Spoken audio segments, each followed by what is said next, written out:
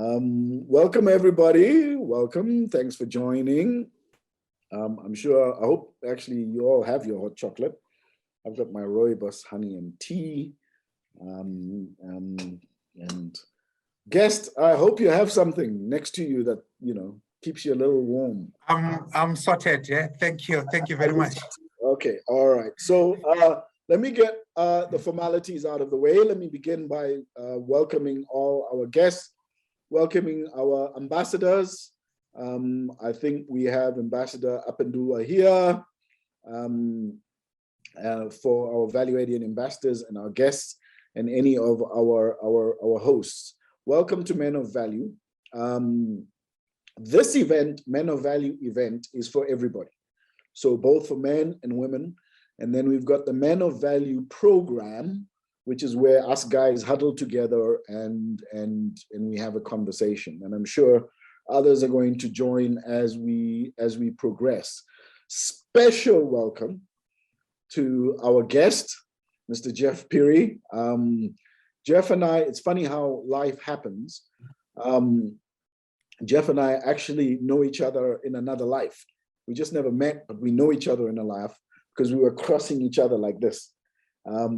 Jeff I did 5 years of schooling in Zimbabwe. And Jeff's school and where I schooled went far apart from each other. So as a consequence, we have mutual friends that we know. So this is crazy, but this is the 0.001 degree of separation we're at now, thanks to the power of social media and how we've actually come to meet. So Men of Value, this is, for us, it was for me, but us, because Jeff is an integral part of this, so is Mbulelo and others, has become a really important conversational platform in order for us to discuss certain things that I think need to be discussed, because the starting point for action is to make sure we know what we're going to act, and that's when the discussion actually kicks in. At this point, I'd like to send apologies for the normal host, which is Derek Mzonelli. Derek, unfortunately, has to attend a funeral, and I am going to try and step into one shoe, not both, of his, because I know I won't fit in both, and try and conduct this. So what are we trying to do here? We're intentionally influencing men to heighten their level of self-appreciation and self-development. And what we try to do very specifically in Men of Value event, as opposed to the program with men and women, is to try and have that conversation jointly, right? Where we are going to talk and share, where we learn and grow, where we examine, and where we say things that, may make the hairs in our back stand up, but that's okay. I mean, this is what we're supposed to be doing here. And I really want us to have conversation, and the way we're going to proceed with today's process is I'm going to introduce Jeff a little bit. Sorry, Harold, I'm just going to mute you. I'm going to introduce Jeff, and then I'm not going to do too much of an introduction because Jeff's introduction is going to come in a little bit of what he's going to say. And then I'm going to give Jeff, half an hour. Half an hour, Jeff, just to soliloquy the conversation. Yep. Please, folks, when Jeff is speaking, something comes to mind, put it in the chat group. If you've got any questions, chuck them in the chat group. We will leave the last half an hour for interaction and conversation. And it's nice that we have a sort of blend of men and women today, and young and old. So without further ado, let me, Jeff, when I was going through your profile, I said, let me just pick the highlights, because Jeff, in his young few years, has done what most people combined haven't done. When you go through his profile, it's pretty elaborate and pretty impressive.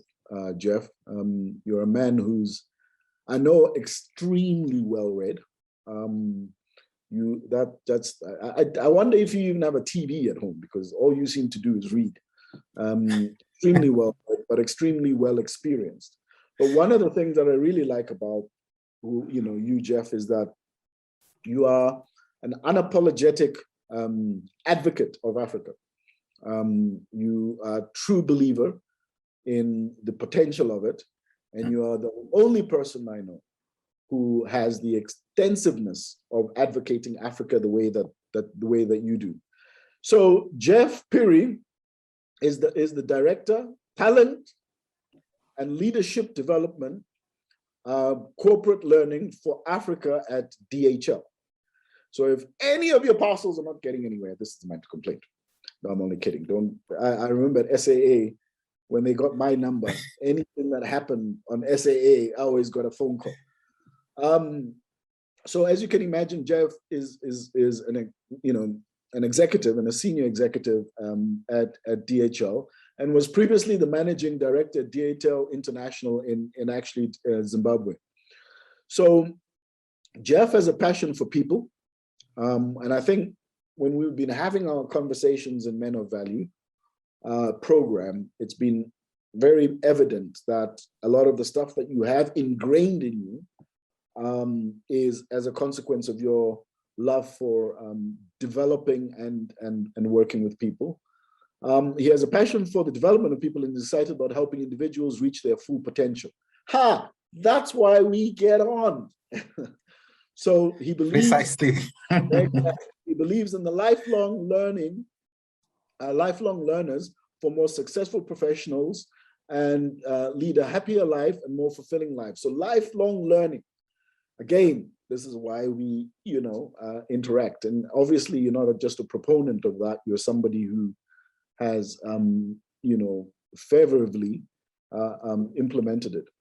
Jeff is a fervent advocate of Africa, as I said, and Africa's growth story, and is passionate about purpose-driven and servant leadership. And you being in South Africa, both of us knowing Zimbabwe and Africa the way we know it, you knowing the whole of the continent the way you know it, this servant leadership is so important. Jeff, I'm going to leave it there, because if I carry on, we'll take up the session.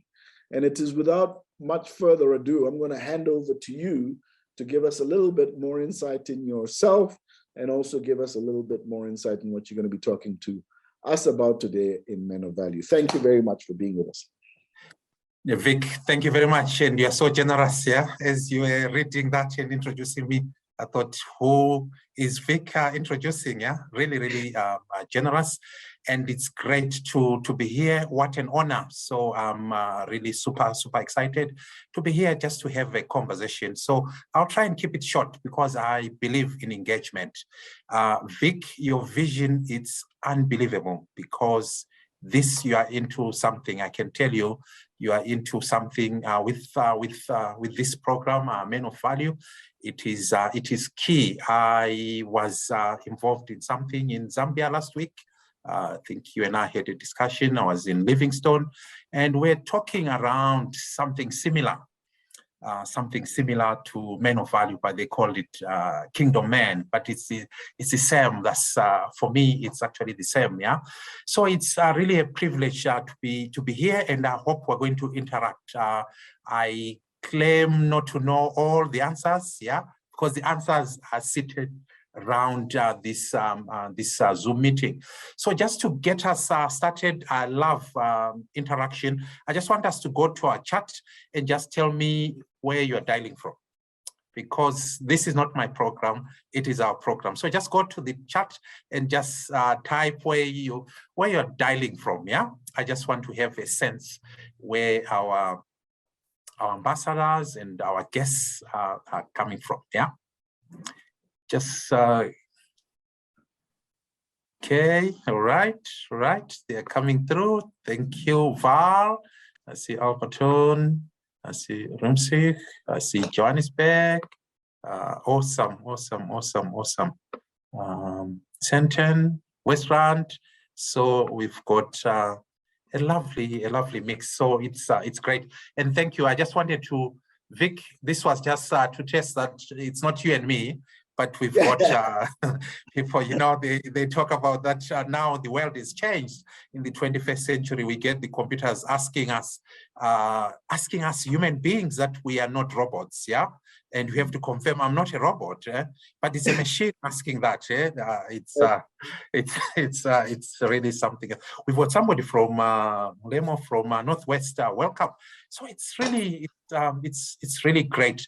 So I was thinking, what am I going to talk about when I was invited? And I wanted to keep it quite simple. And we've got a rich content. I'll actually urge anyone who's joined in for the first time, please make sure that you access our content that has been done. I see our chaplain is here, and I want to recognize him because he gave us a powerful session. I also recognize my big brother Mbulelo. He's an inspiration. So I recognize many people here. So it's great. I share lots of stories. So I talk lots of stories. I'm well traveled just by the way, based on where I work. I've worked in 3 continents. I work for the most international company in the world, so I have access to 220 countries and territories. Yeah, I have been to 89 countries through my work. Yeah, so I've been exposed to different countries. I've worked in Saudi Arabia, I've worked in Dubai, I've worked in Malaysia, Singapore, the UK, the States, Africa. I have 2 offices here in Johannesburg and also an office in Ethiopia. So pre-COVID. So Creature community, I've got super exciting news. We've got a guest for the Creature. I used to 2 weeks in Ethiopia, in Addis, because it's central, so you can launch anywhere in Africa, because by the equator, and Johannesburg, where my family is based. So I used to do 2 weeks Johannesburg, 2 weeks in Ethiopia. So I'm quite well-traveled, 89 countries and counting. I have a target I'm not going to share here that I want to reach, but the travel gives one a perspective. I was talking to my wife the other day. We were on the freeway and there was lots of traffic. She was driving and she was complaining about traffic. And I said, sweetheart, this is a joke. You're complaining here. If you go to Kenya, they have roundabouts. They don't have many traffic lights that or robots that we have. They have roundabouts. And if you get to the roundabout, I kid you not, you can actually make an omelette and eat it, yeah? Because you just get stuck and people switch off their cars and just wait for the police to let them know. If you go to Nigeria, the traffic is a nightmare. Why I'm sharing this is that sometimes our perspective is different. When we do not travel, we just get to understand our area, our situation, our circumstance. But if you travel, your mind is broadened. You start appreciating home. I can tell you, the roads that we have, the road network that we have in South Africa, it's world-class. Because I've seen it all. I've seen Egypt, I've seen Nigeria, I've seen India. Our road network, it's one of the best. It is world-class, yeah?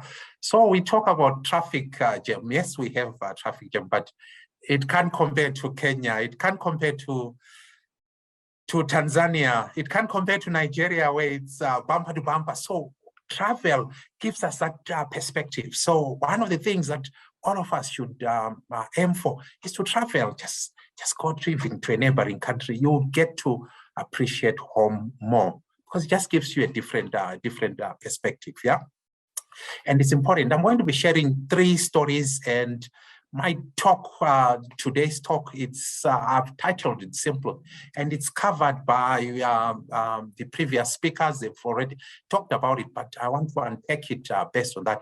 And I've simply titled it At the Table. At the table. What happens at the table? It is important for us as men of value to understand what happens at the table, because everything happens at the table.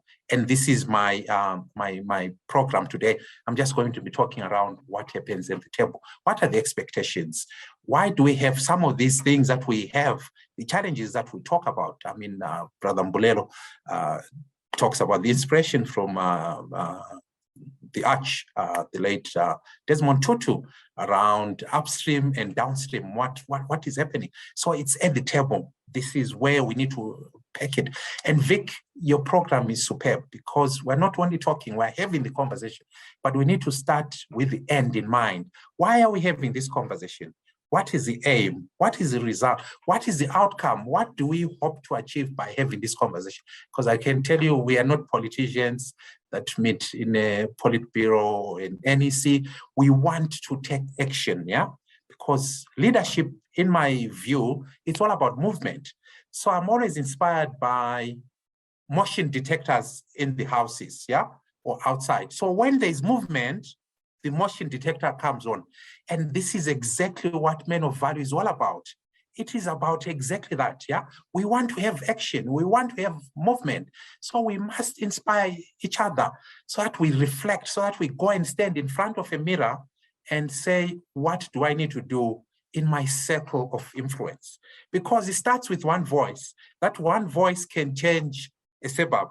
That one voice can change a community. That one voice can change a city. That one voice can change a province. That one voice can change a country. That one voice can change the world.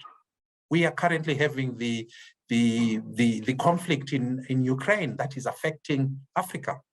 We need to talk about it. I hope when we have the conversations later on and Q&A discussions, we'll talk about that. I hope we also talk about what happened on the 22nd of March in the Grammy Awards. We need to talk about that because it's all about Men of Value. This is what we need to do. We must be practical. That's what we need to talk about, yeah? So our conversation should be around that. It should not just be we talk, but what is the outcome? What do we want to achieve? We must begin with the end in mind. So I'm always inspired. There's a story that I share, and that story is the lesson that I learned from my 12-year-old son. Then he was 12 years. Now he's 18. So it happened 6 years ago. Vic and I support one team in the UK in soccer, yeah? We support, there's a team that we support. I don't want anyone to run away from us here, so I'm not going to mention the team, yeah? But we support a team, Vic and I come a long way. And there's a team that we support, both of us. We were playing our arch rivals one Sunday, and it was not going well. And I was like this, looking at the screen, my TV screen, and my son, 12 years old, wanted to have a conversation with me. He wanted to check something with me, but I was in Johannesburg, my body, but my spirit, I can tell you, was in England, somewhere in Manchester. That was where my spirit was. But my son taught me a lesson about being present. He said, Dad, I didn't hear anything because I was watching and I was just concentrating and say, oh, on social media, I'm going to be abused by my friends, that my team is losing to our arch rival. So what happened was to break that gap and bring me back home. For me to be present, what did he do? He stood in front of me. He stood in front of me, between me and the TV, because my eyes, my mind, everything was concentrating on the TV, and says, Dad, I need you just for 1 minute. There's something that I super urgently need to check with you. So this is how we did that. But my son is empowered. He's able to do that, yeah? Because at home, on the table, I've talked about the table, we have set certain ground rules on the table, because a man of value has to take responsibility. And the responsibility starts at the table, because at the table, you do several things at the table. So the first thing, you provide personal leadership. You provide directional leadership. You provide practical leadership. I've empowered my 2 children. I have two children, my daughter, Sakile, and my son, Junior. So I've got 2 children. So I do this leadership, spiritual leadership for them, personal leadership, directional leadership, practical leadership. So I set standards at the table because I've been entrusted. Because fatherhood is not a walk in the park. I've been entrusted, yeah, with the care of loved ones. But where do I have that? Where do I show up? I show up at the table. This is where it happens. You know, when we talk about sports analogy, we look at football, for instance, they talk about transition and say the team won in the middle of the park, because that's where everything, success happens in the middle. So the middle of the park, that's where thing. So for us as men of value, the success happens in the middle of the park. The success happens in the table. At the table, this is where we do things. But our problem as men is that we are prisoners of yesterday. That is our problem. We are prisoners of yesterday. We are consumed, we're tethered, if I'm using the language of the millennials. We are tethered to the past. We are tethered to yesterday. So we focus on regrets. We focus on errors, yeah? We focus on the past. We are focusing on the rear view mirror. The rear view mirror just needs to give us a glimpse, but we shouldn't stay in the rear view mirror. We should be watching forward. It gives us insight, the rear view mirror. This is what we need to do, but we are focused on that. We are tethered on the yesterday. We're tethered on the past. We need to be looking forward, yeah? So we become so indifferent. We become so powerless and hopeless because we're focusing on the past. We should be focusing on the future. And it's linked to the second story that I want to share. It's around the foundation. The other day, I looked at my house and there were some cracks. There were some cracks. And I was talking to my son. I said, my dad, my late dad, used to talk about this, and I'm seeing them, but there's a lesson on the cracks on the wall, yeah? And this is an important lesson. The cracks on the wall, please be careful. Where do you focus on? Do you focus on peppering them and covering those cracks? Or do you focus to the source, to the foundation? What causes the cracks on the wall? I want to put it to you that the cracks on the walls, and most of us have got those, are caused by a shift in the foundation. The earth is always moving, so there's shifts. But sometimes we just call a builder and say, come and do some paperwork, yeah? And just you crack those, let's just pepper those cracks. We are not addressing the core of the issue. The core of the issue is the foundation.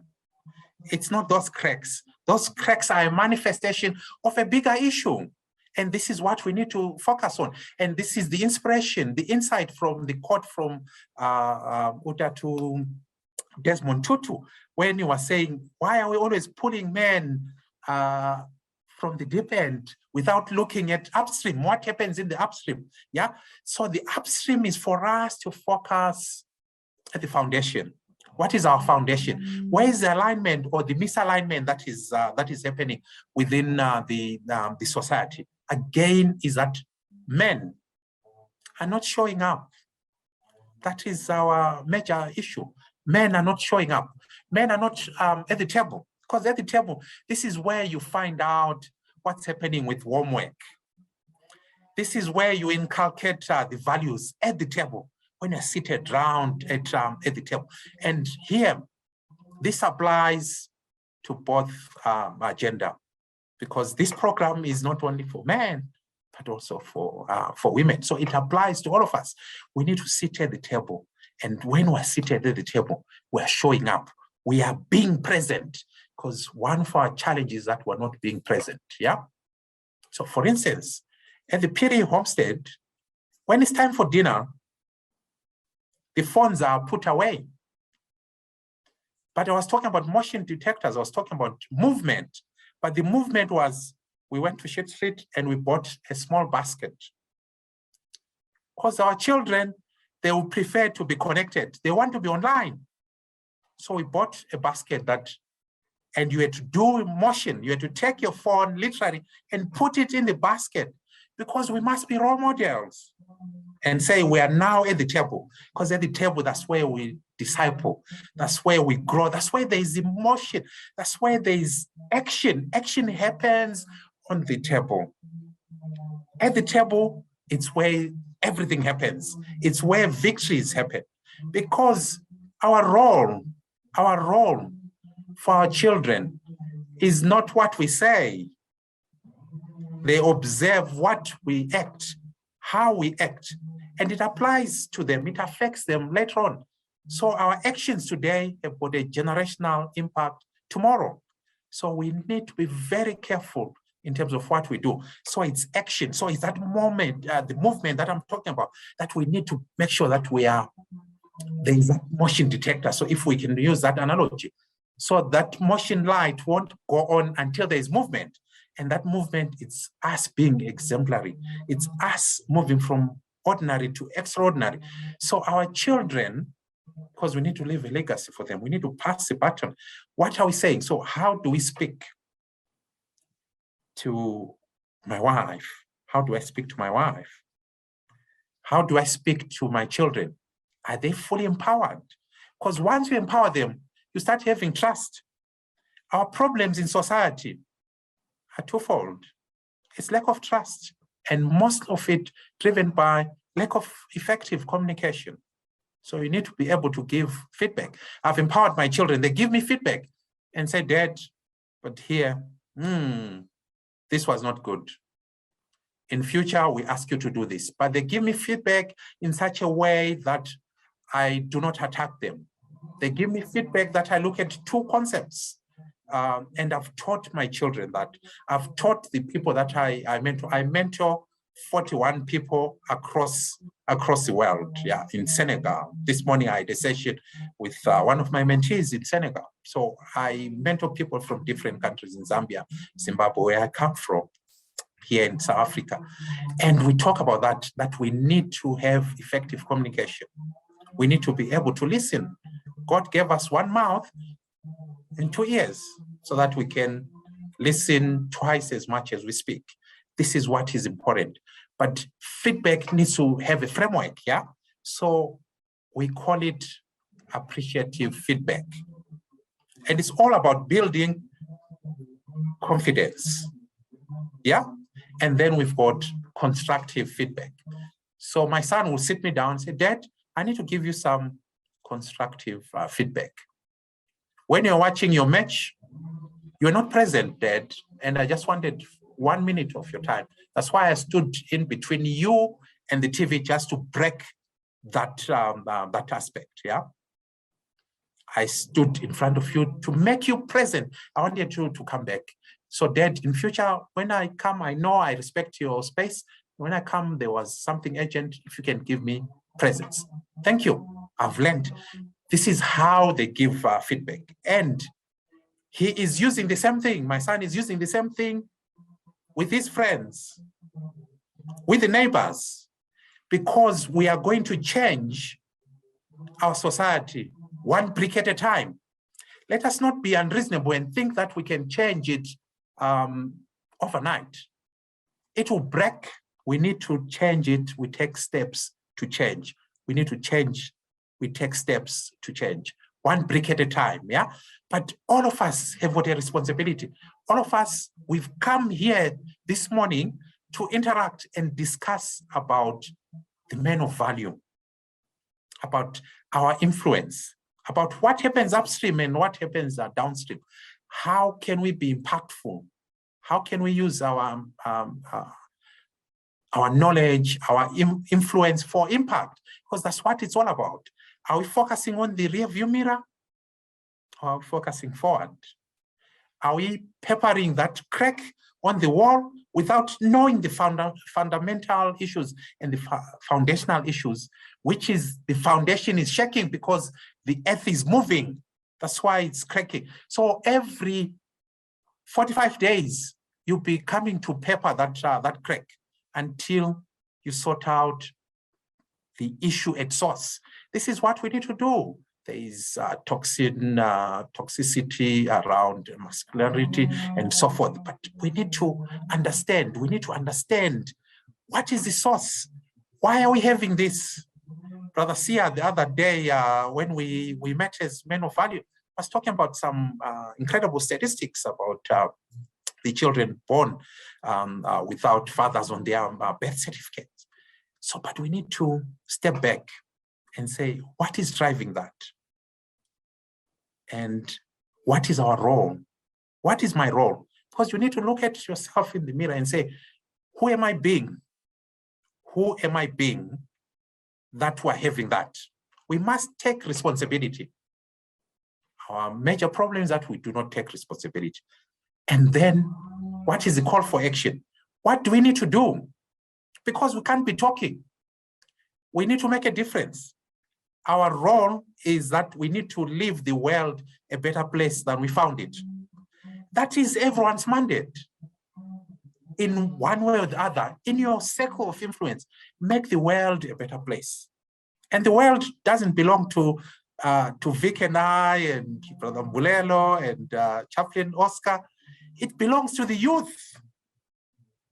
That's their world. We need to leave it a better place for them. But we cannot be crying and crying and crying.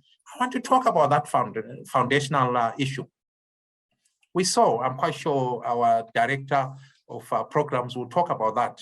We saw what happened with a very influential person during the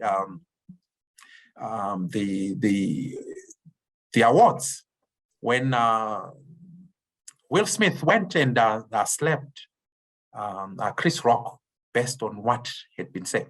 There are lessons that we need to learn. But if you look at the players there that were there, it was quite instructive when one was watching that spectacle, because it was watched globally and it happened live and people were just froze. And Will did what he did and he went back and he was shouting in expletives and so forth. But it was the reaction. So what do we do? What are some of the lessons? And one of the lessons that I picked up there, and I was talking to my daughter around it, was this construct of reaction versus response. It is important. It is important. Do we react or do we respond? And if you can distinguish the two, reaction and response, you'll be able to know what happened there, because that was inexcusable, whatever may have said, because Will Smith is a legend. Will Smith is a role model for many people, for many growing people, for many young adults, and they saw that spectacle happening, and they were devastated by that, and there was some action that needed to be taken. But if you look at the players there were players on the field. We were there also watching live that incident happening, yeah? But there was lots of indifference because society has become like that. We have stopped taking responsibility. There was lots of indifference from the society, from the people that were in that event. They didn't hold him to account and say, this is unacceptable. They allowed him to yep after he'd slept. There was, Chris Rock may have said something that angered him, but his reaction, he didn't respond, he reacted. And now we're seeing the consequences. He's been banned from the academy for the next 10 years. He's been banned, but is it good enough? Is it good enough? There was no precedent. So the promoters of the academy didn't know what to do. They couldn't take away his Oscar. They couldn't take it away because we've got Harvey Weinstein, who had a bigger case, and they couldn't take it away. So there was precedent. So there are so many lessons that we need to learn around that, but it's all to do with response versus reaction. Yeah. So we must make sure that we are responding. So responding means you take a deep breath before you act, because most of the time we are indifferent and then we react. We use emotions when we need to use step back. We need to step back a bit. Yeah. Because we need to make the world a better place. We see what's happening in Russia right now. Again, I can tell you, it's more reaction rather than response. And the devastation that is happening to Ukraine and affecting Africa, I can tell you, Ukraine imports lots of, exports grain to Africa, and we're suffering. And many countries, 47% of countries in Africa, we'll have a grain shortage around wheat, meaning we will have shortages of bread, scones and cakes and so forth, because it's cheaper to import wheat from Ukraine because they've come up with efficiencies than to grow our own wheat in many of the countries in Africa. So they import, then they mix with the little that they actually produce, and then they produce bread, which is a staple food for many people. Again, it's all linked to this. When I look at the conflict in Ukraine, and I link it to men of value, because this is where it's coming to. There is a breakdown of trust. There is a breakdown of conflict management, commitment, accountability. And we're seeing the results. Close to 5 million people have been displaced. So many people dead, infrastructure destroyed. And all that, we have to start all over. We have to start all over. Again, is that analogy of the crack on the wall. You pepper it, or you go to the source. We need to go upstream and say, what is causing this? Why do we have so much anger issues? Why do we have so much anger issues? That is at the core of what Men of Value is all about. So we discuss these things, and then we need to take action. It's fair enough to discuss, have this conversation, but the practical action, and I want to contend to you some things that we need to do. We lack role models. So our youngsters, they lack role models. So Vic, my challenge to you is that all of us here, we need to have a buddy system. We need to start mentoring. I want to lead from the front. I want you to give me opportunity to mentor 5 people, 5 value agents, as my commitment to make this world a better place. And I want to challenge my brother Mbulelo. I want to challenge the Joshua. I want to challenge Chaplain Oscar. Everyone, Wonyewe, we need to lead from the front. All of us, we need to be role models, but we need to have a buddy system, because talking has ended. We now need to go to the next level. The next level is that we need to be impactful. We should be going to the foundation. We should be doing this. And the deal is very simple. The people that we adopt to start mentoring, to start working with, they must also mentor others. And then we start having a chain reaction. This is how we are going to be impactful. Talking, we've set the base. But now we need to go to the next level. The next level is that now we need to be more practical. We want that motion detector to come on, but it can come on when there's movement. And the movement is that I'm volunteering, and I've got all the people that are here. There's 13 of us, they are witnesses. So I want 5 people that I can mentor, that can walk with me in the journey, because mentorship is a two-way traffic. The mentor benefits, the mentee also benefits. This is what we need to do. We need to take our conversation to be more active. It must be an action conversation, not just we talk, but it should be action conversation. We've been peppering those cracks on the wall. We need to change. We need to change. We want to have them solved once and for all. And how we're going to do it is through this, is through building this movement. Vic, value of the Men of Value, I call it a movement. Then it brings the motion detectors. We want them to be lighting all over. I saw where you're coming from. They must be lighting all over, but it starts with us. It's what I was talking about. One voice can change the world, but it's an active voice. It's just not a senseless voice that just talks, but it's an active voice. So this is what we need to be talking about, yeah? It's taking the action, taking the action. Let's go upstream.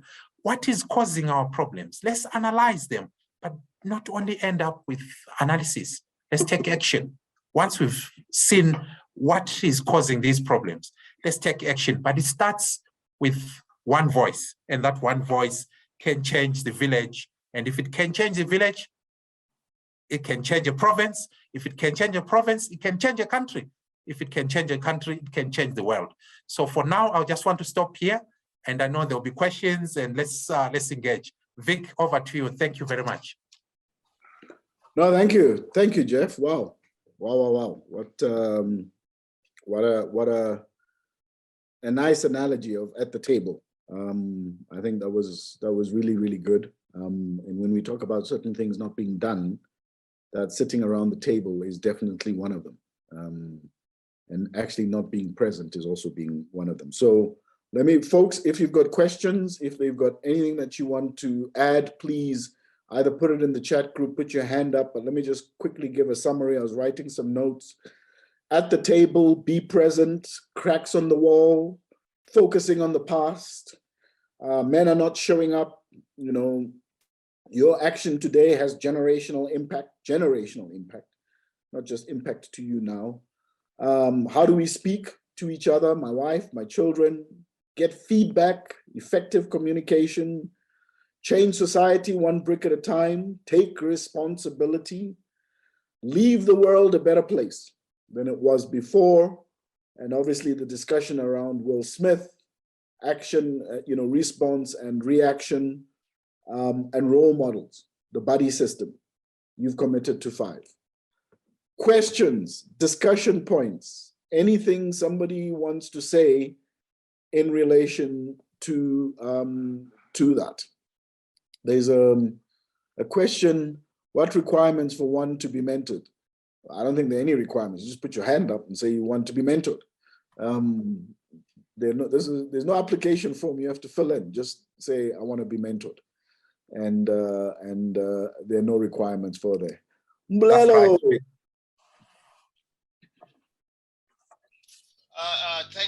Thank you, Jeff, for such a wonderful talk. And the areas that have been summarized by Vic are the same areas that I also looked at in terms of your talk. And thank you for raising a lot of things that we need to think about.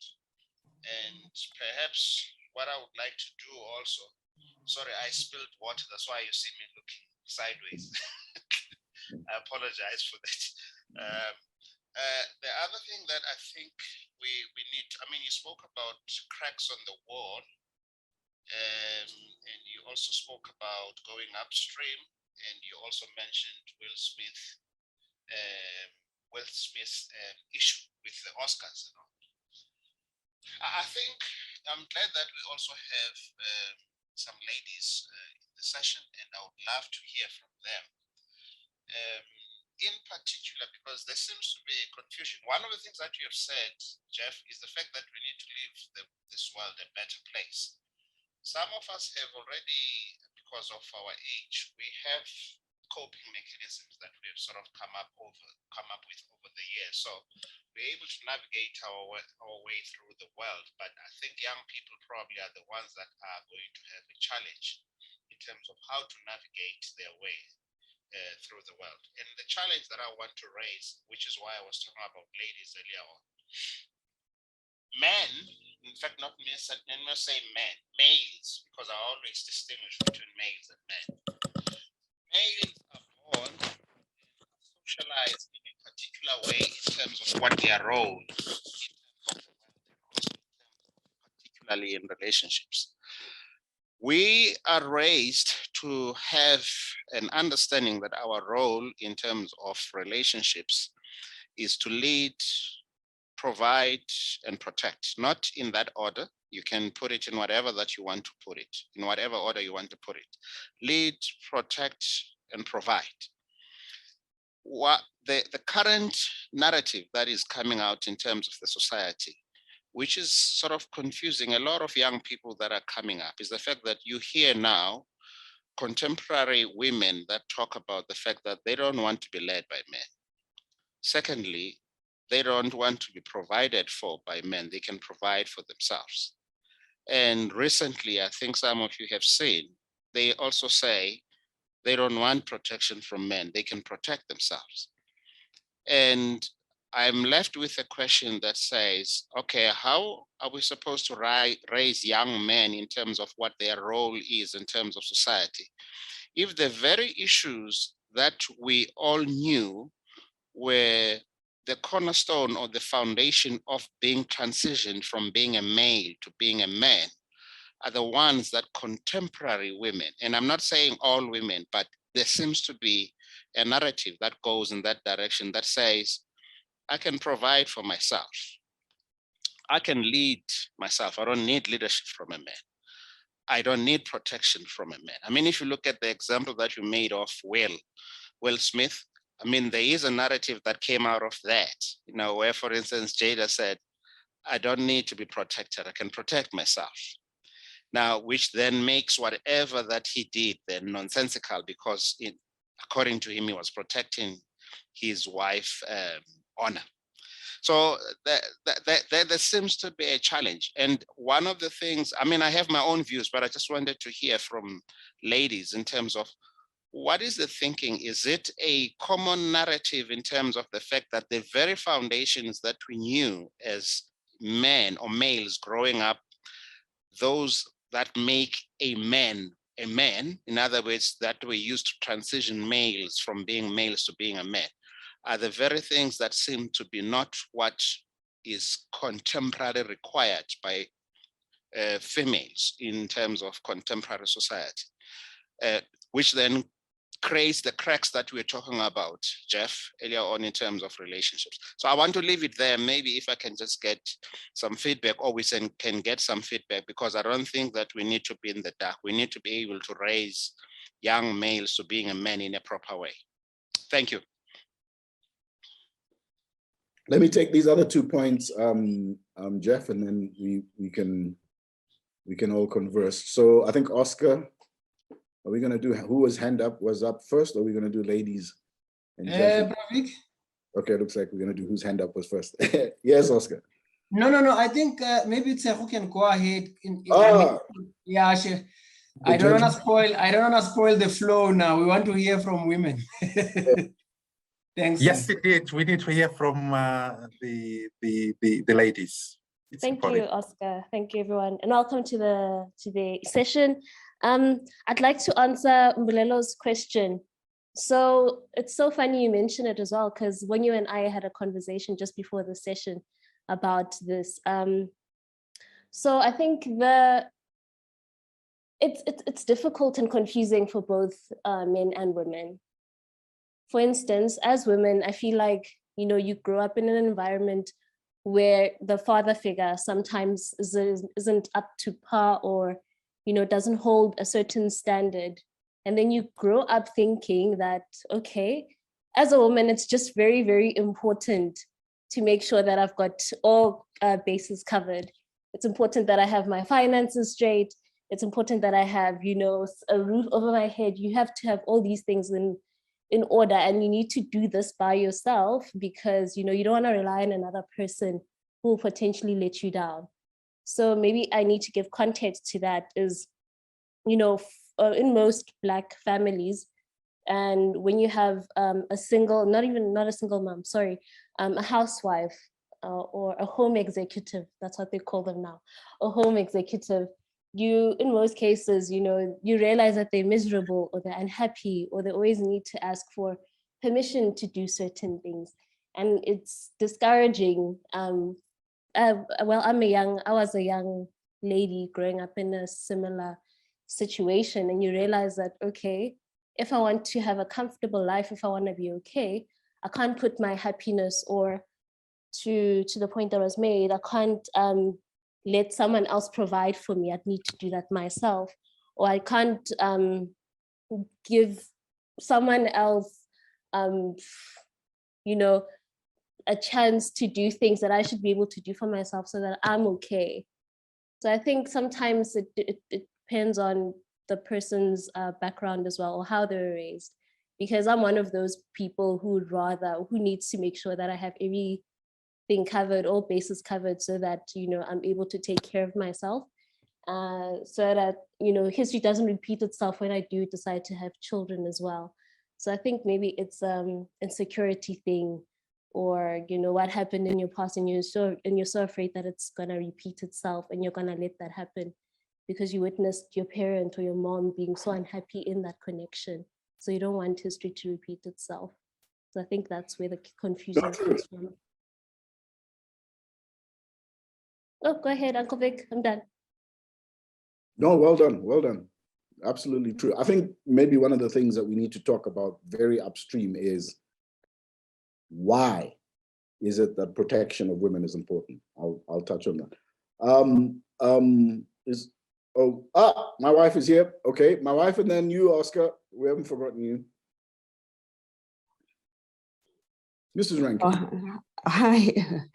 Yeah, well, it's a very interesting point that Mbulelo is raising. I just think that maybe from a man's perspective, it's always very important to understand the women in your house, and women meaning your wife, your daughter, who could also be like in the 20s, or the young daughters that, because the thing is, if you have a strong woman that maybe might have been raised by just a female, and that's all they've been experienced too.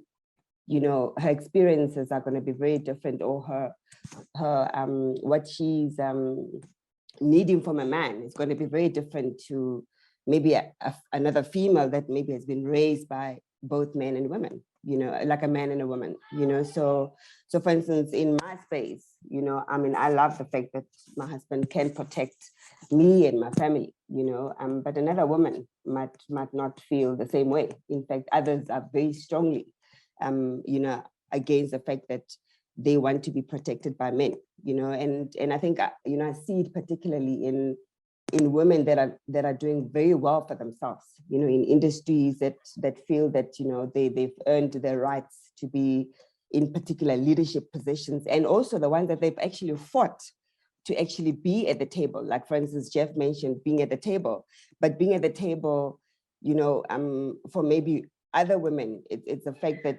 men, in corporates do not recognize them. So as a result, they fight. So you find that a person takes that fight that they are experiencing in corporate, and they take it home, So now when you're at home, you don't also know now how to relate to your husband, because your husband is actually not your work counterpart. So it's, we find ourselves in very challenging environments, so, but I think, importantly for us, it's important to always center everything around our values, our core values, because at the end of the day, you've got your own set of values as a mom, as a wife, in your family.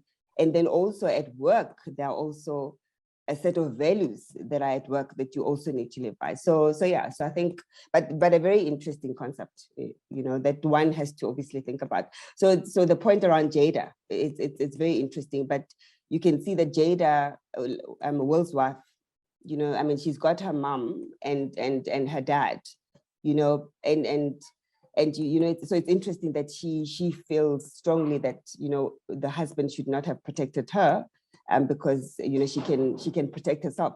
But if you followed her career, you'd see that she's actually a very strong, independent female. And if Will knew better, he probably might not have done what he did, because, she's actually quite outspoken, so it's quite interesting.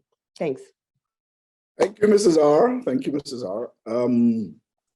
Thank you very much. Oscar, Pastor, please, let's not... Thank you so much, Prof. Am I audible? Loud and clear, Roger. Loud and clear. All right, thanks to Jeff for the presentation and quite interesting points. I want to start by a comment that was a quotation rather, that was once made by Prem Rawat, who said, I quote, the world does not need peace, we need peace. Basically, maybe starting with the issue of, let me start at the end, the issue of Will Smith. Actually, there was a show, I don't know whether you saw it, there was a show where Bishop T.D. Jakes was interviewing Denzel Washington. And before he commented, Denzel mentioned something else to say, who are we to judge, you know? Meaning that, you know, these people, the so-called celebrities, personalities, they go through so much.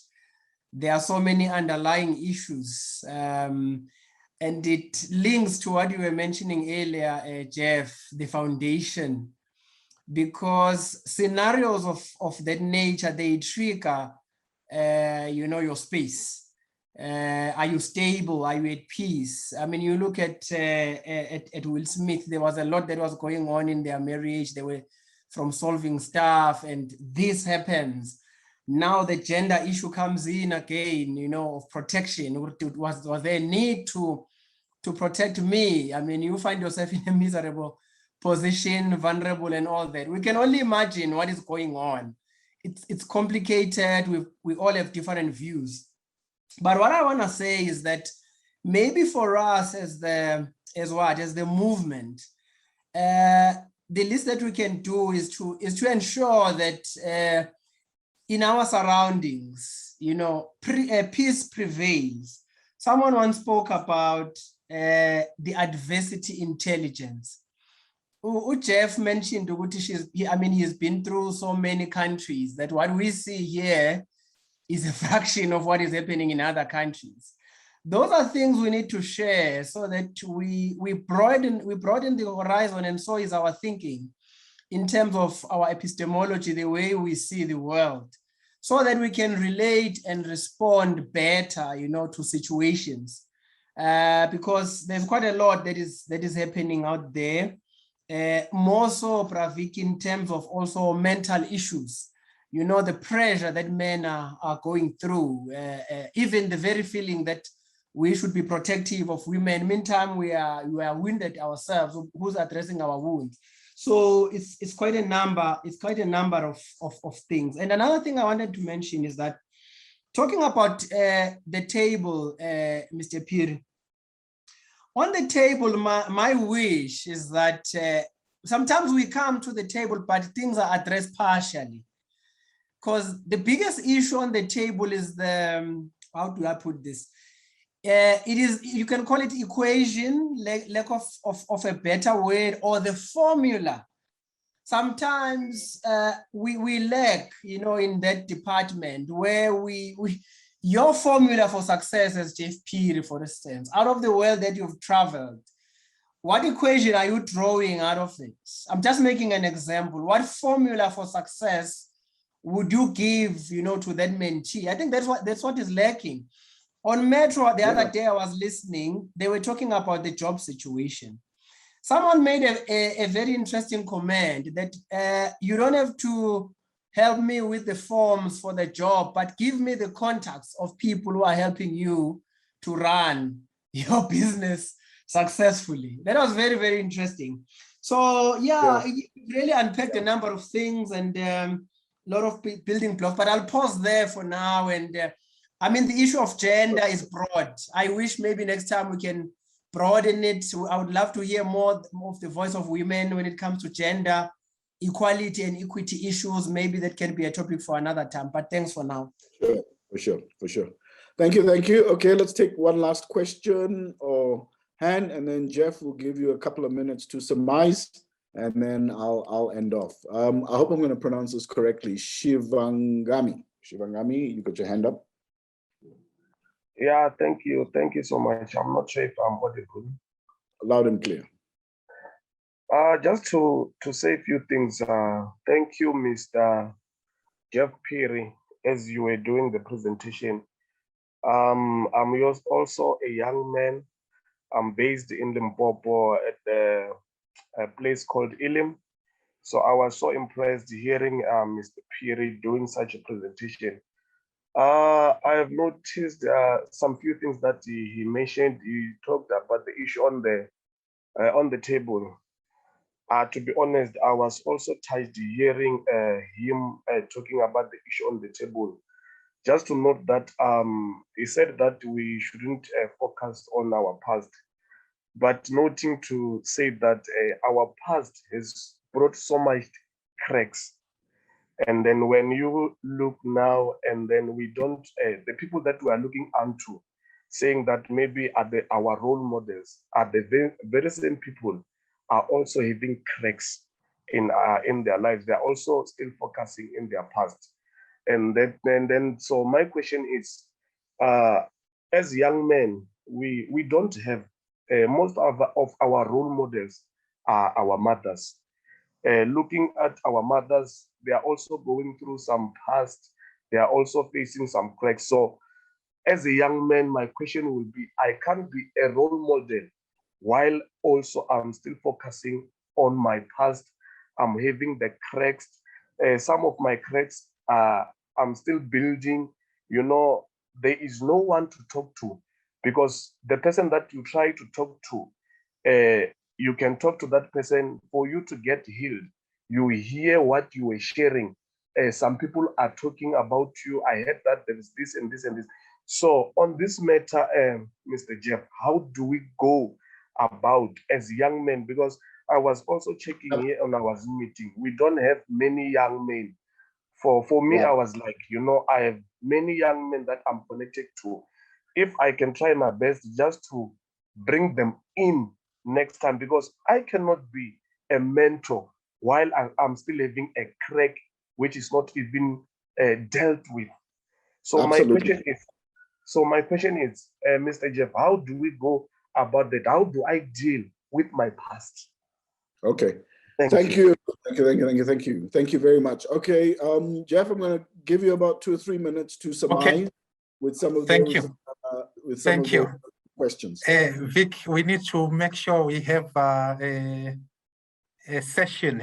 We need 4 hours, we need 8 hours, we need the whole day 2 days. to talk. And the heartwarming thing is hearing from our young people.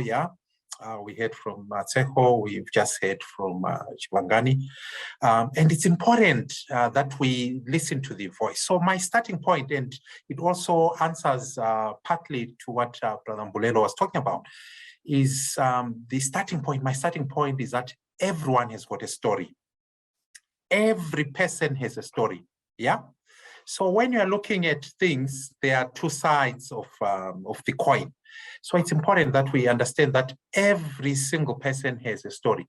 This is where it starts. That's why I love the transparency that was shared by Tseko when she was talking about the lived experience. This is what is happening. So we need to identify all the main players in the equation, to quote Pastor Oscar, that formula, that equation. We need to identify who are the main protagonists, who are the main players here. So we've got young men, we've got young women, we've got parents, mothers, fathers, we've got grandparents. So we need to identify all of them and say, what is their role? What role does each person play? Because the relationship has been broken. Trust has been broken. This is why it's because of these lived experiences. So we cannot blame the women that are saying, I don't want to be led now, because based on what I've observed with my mother, what she went through. I'll give you statistics right now in Europe. 50% of the divorces within the Christian families, are linked to lack of communication and finances. The other 50% are still staying in marriages, not because they still love, but because of kids and finances. That is the statistic that has just come out of Europe, And that statistic we could take and implement it and juxtaposition it in Africa, here in South Africa. It might be the same thing, that some people are staying in these relationships, toxic relationships, for kids and for finances, that they cannot do it on their own. So if a child is raised with that the mother says, if I was financially independent, I wouldn't be here being abused. The kid, it stays in their mind. It stays in their mind. They say, not under my watch. So they draw a line in the sand and say, not under my watch, because my mother has gone through this. I do not want it to me and to my children. So I want to be my own person. This is what is happening, So everyone has a story, and we need to start from there, yeah? But it's how do we regain the lost pride? How do we regain the lost trust? Because this is what is important, yeah? So there's a quotation that I want all of us to go away with. It's from Alvin Toffler. He talked about the illiterate of the 21st century will not be those that do not read or write, but those who cannot learn, unlearn, and relearn. So this is what we need to do. What do we need to learn, unlearn, and relearn? Because there is so much anger, bitterness. We need alignment. So the one word to answer most of our challenges is alignment. We do not have alignment now. We need alignment. So we need to go back to basics. Going back to basics is the one that will say we need to sort out the foundation. Let us not, you know what we're doing. We are going to the doorknob and polishing it, spitting on it and polishing it. We need to really shake the tree hard. But how do we shake the tree hard? It's by having these tough conversations. We must have what I call crucial conversations, these tough conversations. I think somebody was talking about that at the table sometimes. I think it was Pastor Oscar. That at the table sometimes we don't say it, yeah? We sugarcoat things. We must say it as is. This is what is important.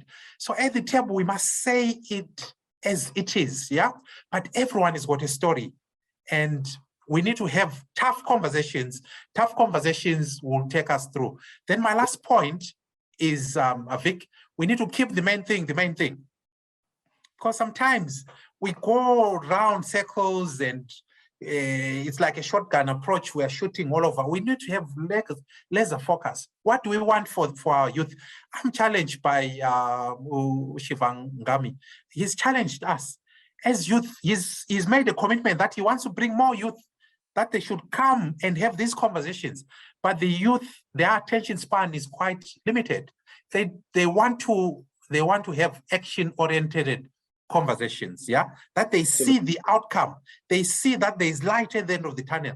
But our next thing, he must come. I want to mentor him. He is one person that I want to mentor. So we must exchange numbers so that he starts getting the impact, because he's already made a commitment and he's action oriented. He said, I want to bring more of the youth so that they're exposed to this, because that's our aim. Our aim is to challenge us, that you go and look at yourself in the mirror and do not point a finger at somebody else. The finger must face, who am I being that the youth are confused? That is the conversation that we need to be having, because it talks about accountability and responsibility. The question that we need to be asking is, who am I being? Children's eyes are not shining. Who am I being that my wife's eyes are not shining? Who am I being that the youth in my community's eyes are not shining? Because we must take responsibility. We must take responsibility. It starts with us. The next person is not going to solve it. It's us that are going to solve it. It's us having these crucial, tough conversations with the youth. Brother Mbulelo talked about that. The young girls, the young boys are confused. Of course they are confused. But until we take responsibility and say, it is us. It is us. It is you and me, Vic. It is Pastor Oscar. This is where we need to start. Then we'll make a difference. Thank you. No. Thank you, my man. I can see you're very passionate about it. And you're right. You're absolutely right. I think, just to end off, we've come to our end of time. You are absolutely right. And I think, folks, here's my last word about roles and responsibilities and going upstream. We must understand the role of protection and why we protect. When God created this heavens and the earth, he created man, right? But what's interesting, and I want you to go away and think about this, he created man first, then he created woman. But who did he create to procreate on this planet? Not man, woman. We cannot exist as a species of human beings without women. Do you know that? Women can exist without men, because you don't need necessarily a man in order for you to procreate. But we as a species can't exist without women. And the power of protection in terms of protecting women is the power of protecting that. So when we understand the role of protection, the vulnerability of when women are creating life, or the vulnerability of the ability for women to create life. They are the only species that we have as human beings that can create life.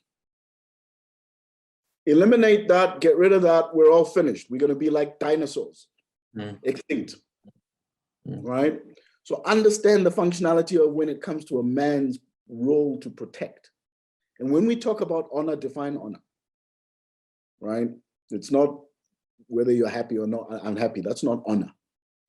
So thank you, everybody. I really, Jeff, thank you for everything that you've said today. It's just a list of notes. But the takeaway here is that we are going to let those motion sensors move. We are going to adopt this idea of a buddy system. We're going to inherit this idea of a mentoring system. And we're going to challenge all of you to make this world a better place for each other. And I also want to challenge you not to take the stereotypical everyday news that's out there around what is the definition of. I want you to go back, as Mbulelo would say, upstream and try and diagnose the reasoning behind certain things. Because the more we accept what's coming to us, then the less it is that we're going to understand what it was meant to be. So thank you for everything that you've done. Thank you for your attendance this Saturday, very cold afternoon. And we do wish you all a safe and happy weekend, and not to mention a warm one. But Jeff, once again, thank you, thank you, thank you, thank you. Powerful and inspiring words. Let us all change the world one brick at a time. Thank you very much. Thanks, everybody. Have a wonderful weekend. We'll catch up again. Thank you, Jeff, Mr. Phiri. Thank you, Mbulelo, our pastor who's here, our ambassadors. Thank you to the Value Add team. Thank you, everybody. Thank you for all your contributions and involvement. Thank you, thank you, thank you. Have a great afternoon and weekend. Thanks, Finos. Bye. Thank you for watching this Value Add on the go recorded live session. If you enjoyed this session and would like to learn more, please head through to valueadd.co.za/members. By becoming a member, you will be able to join our live and interactive sessions. This will allow you to ask the host questions, but also meet our other Value Add family members who are part of this course. You will get access to all of our on-the-go recorded live sessions, as well as our other Value Add sessions, including the Mogul Masterclass, Leadership Masterclass, and Career Discussion Academy. So, we hope that you decide to join the Value Add family by heading through to valueadd.co.za/members. Until then, we hope that you stay inspired to make better choices for tomorrow.